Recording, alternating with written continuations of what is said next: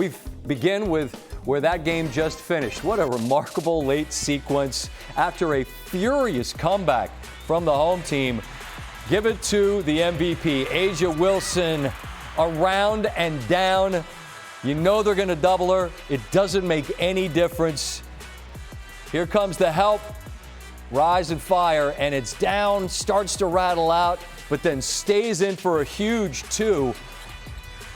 Immense credit to the DeWanna Bonner attempt. That's as well as you can possibly do it in .3, but it misses, which means the Aces are a game away from another title. They win it by 2. And for the first time, I get to say hi to Jackie Young. Jackie, hi, my name's Scott Van Pelt. Thank you for coming by tonight. Hey, how are you? I'm probably not as good as you all. I have to start at the end. I mean, that was a ferocious comeback from a team that you knew would show that fight down 0-2 on their home floor. You've been through this with A'ja. She just does big-time things in big-time moments. How do you describe what she just did right now for you all? Yeah, I mean, she's the best player in the world for a reason. I mean, you know, we're going to go to her at the end of games. Exactly. And then she just made a good shot. Right before that, I told her to end it. Well, and she listened well to you. And I'm interested in, if I could go back to the beginning, Jackie, when you go on the road and you're up 2-0, you expect the team on their home floor to fight. But you all bury 3 after 3 early. How contagious is it when you see 1 go in, then 2, and then I believe it was 9 threes early? Yeah, just by playing the right way and getting stops on the defensive end so that we're able to get going in transition, get downhill, and then draw and kick for a 3. You all are a veteran group, and you understand that the last one is the most difficult to get. I heard A'ja just tell Holly, rest and recover. Beyond that, what's the message among your group about what will be required to get the one more win and then a celebration and a title? Yeah, we know we aren't done yet. We still have one more win that we need to get. We have to come in locked in, focused. At the end of the day, we're playing at 3rd place, and we know how tough it is playing here. And I think we just have to come in with the right mentality and get defensive stops. I love all that, and that's real, that's X's and O's. But, Jackie, just could you tell me how fun it is when your job is to be a bucket getter and you're great at your job? What's it like for you? What's your role like for you? Yeah, it's fun. You know, I love scoring the ball, just playing the right way, honestly. And, you know, Beck trusts me to have the ball in my hands and just make the right read, whether that's scoring or getting my teammates involved. But, yeah, you know, it's fun playing alongside the best player in the world. I bet, but she gets plenty of help from you. Jewel Lloyd tonight as well. You guys shot the eyes out of it early, and you got the bucket you needed late. Congrats on the win. Good luck getting the last one, okay? Carter, Andraya, how are you? Great to have you back with us. I want to start at the end again and give you a shot at describing what big-time players do in big-time moments when big-time moments are required. What did A'ja just show? That they rise to the occasion. I mean, A'ja Wilson is so incredibly talented, but also composed and poised and confident. And I love that in that moment. 2 things.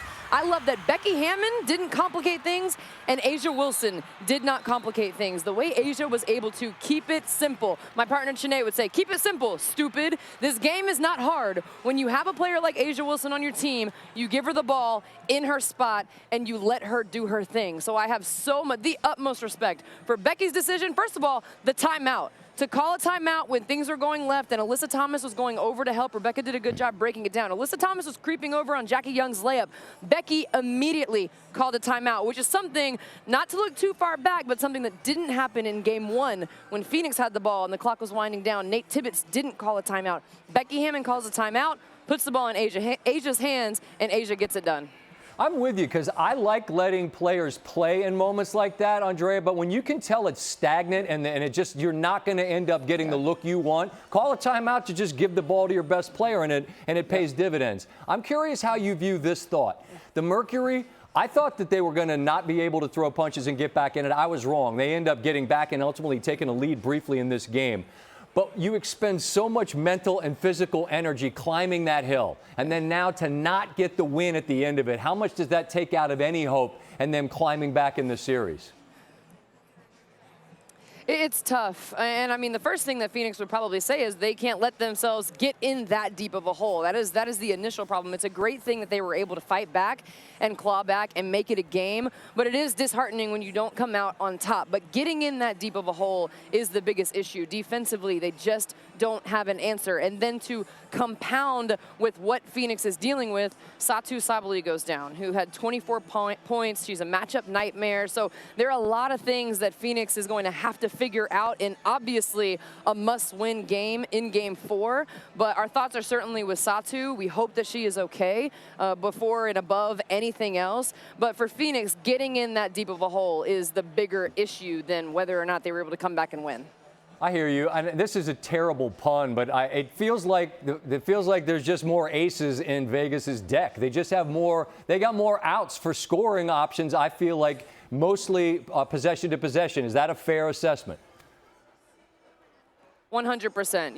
You're spot on. And if you think about it, it's shown perfectly from Game 1 to Game 2 to Game 3. The Aces have won in a different way every single game.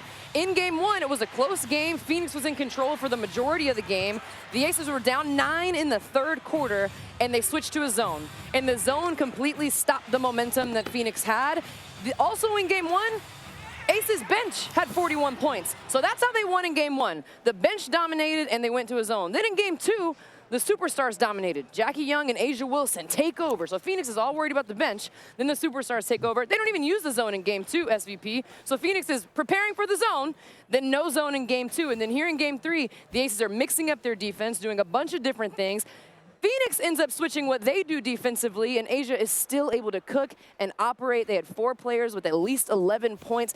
They just hurt you in so many ways. And for them to come out, really for them to come out, when Phoenix is sending a double team and trying to make life hard on A'ja, and the Aces end up hitting 9 threes in the first half, you're just like, what are you supposed to do at this point? They have killed Phoenix in a million different ways in just 3 games.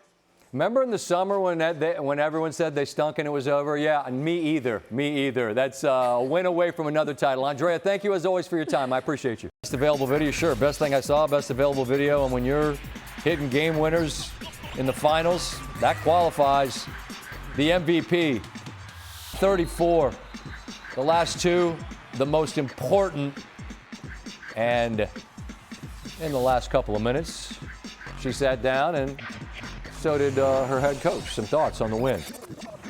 What was the call for that last one? What did you say in the huddle before they went out? And A'ja, can you kind of take us through it just from you on the floor?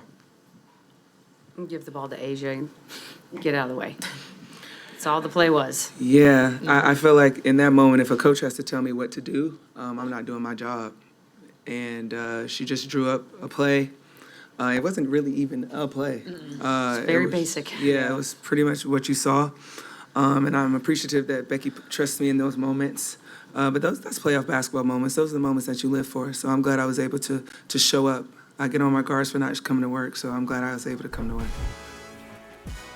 Chance to close it out and sweep the first best-of-7 series on Friday at Phoenix.